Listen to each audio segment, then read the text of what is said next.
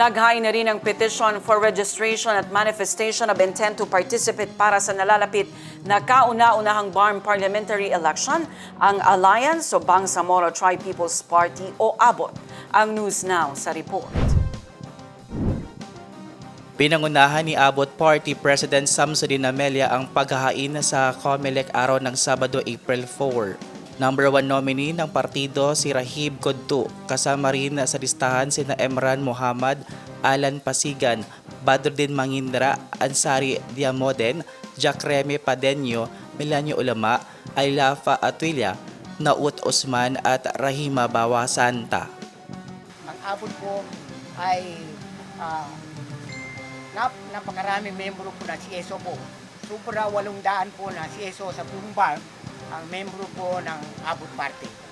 Doon sa Composed of Timoro, Indigenous People, at saka settlers po sa buong 6 na lawigan, sa AGA, at saka 3 syudad, ay represented po lahat yan ng ABOT Party. Na ang pinakano po ay inclusion po ng governance, social justice, development, at saka social development, sustainable development, at economic development po. Lalo na po sa mga marginalized sector po, represent po ng ABOT Party.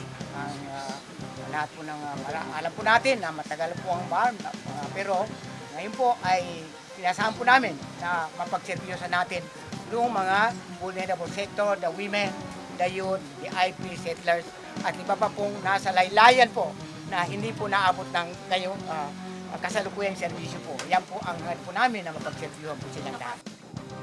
Inaasahan naman ang pagdagsa ng mga taga-suporta at opisyal ng iba pang partido sa tanggapan ng COMELEC BARM bukas April 7.